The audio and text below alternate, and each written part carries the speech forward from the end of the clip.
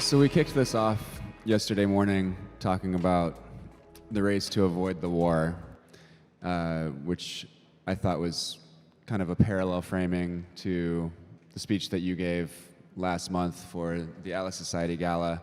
And I loved your line, I've been repeating it nonstop since, about you don't want to be a martyr, you want to be a winner. And I wondered if you could just, in your own words, elaborate a little bit about what you mean by that.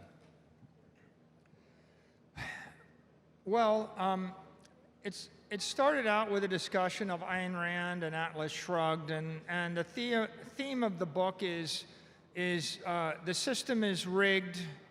Hi, I'm Crypto Positive. If you like this video, please smash like and don't forget to leave a comment in the comments section below.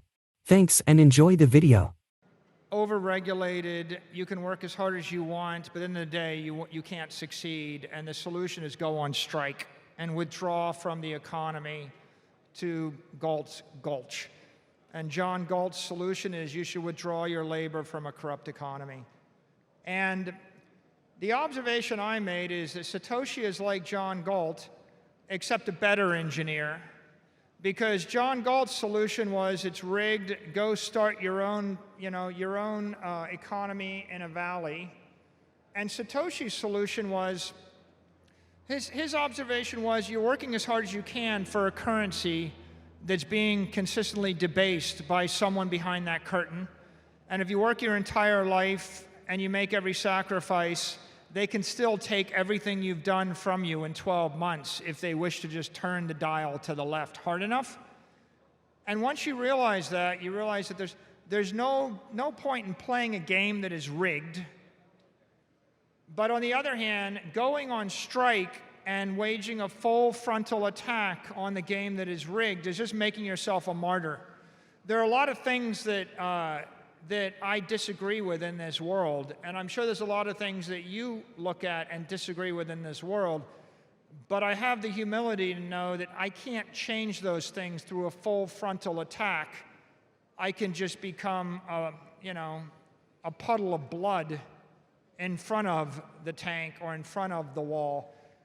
Satoshi gave us a place where we could win and a strategy we could win, and the strategy is withdraw your economic energy from the currency, which is the rigged system, and move it into a currency which is to your benefit. Not only do you move your energy into a system that isn't continually bleeding you, but it also turns out that not only is Bitcoin not an inflationary currency, Bitcoin is a deflationary currency which is viral and getting stronger. When you work as hard as you can and you sacrifice everything you have in order to support a weak currency that's collapsing, you just service the regime. And when you put it into a semi-weak currency, slowly weakening, right, you still just surrender your hope and your future. When you put it into a deflationary currency, a currency that gets stronger as more people join, not only do you stop feeding the corrupt system, but you begin to strengthen the virtuous system.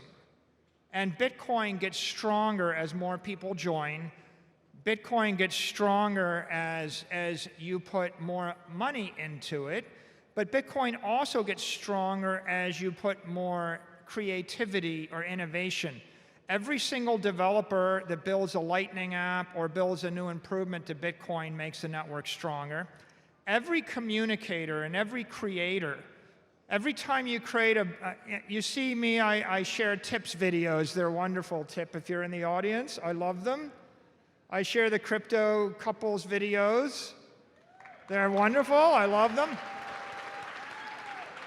I share some of your memes. I laugh at all your memes, but there's only some of them I can share. But when you create something of beauty that's compelling, that's communicative, You're making Bitcoin better. You're making the world a better place. We're reaching a new audience. And when you're working behind the scenes, if you work for a regulator or a policymaker, or I meet people that are working at a bank. I met some people the other day. They said, we're at a bank, we're believers, and we're going to get our bank into Bitcoin. Tell us what to do.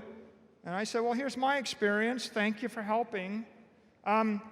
Every single person that puts their vocational skill into this network makes it stronger. When you put your balance sheet in the network, you make it stronger. When you put your passion into the network, you make it stronger. When you bring your organization to the network, you make it stronger.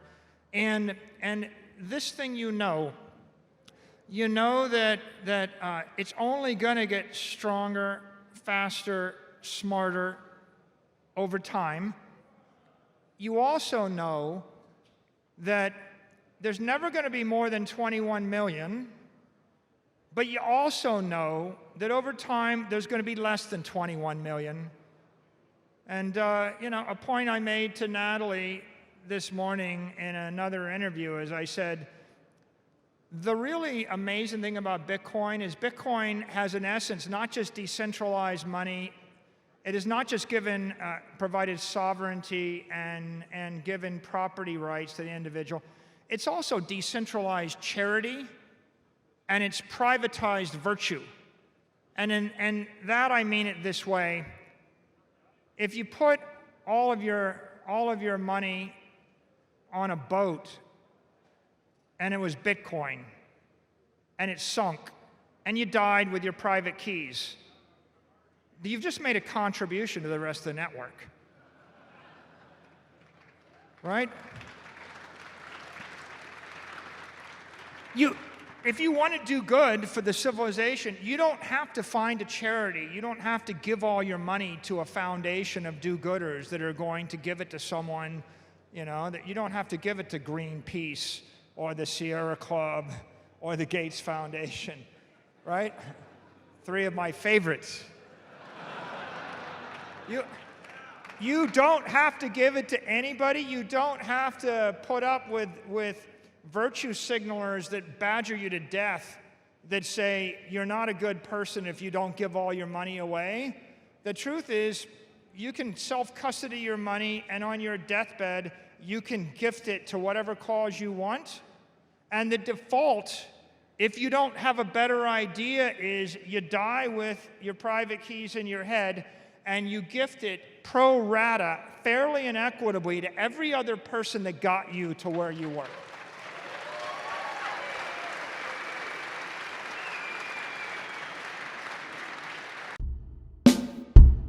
С тобой так хорошо, с тобой и летом, и зимой, с тобой я бы всю жизнь провел. С тобой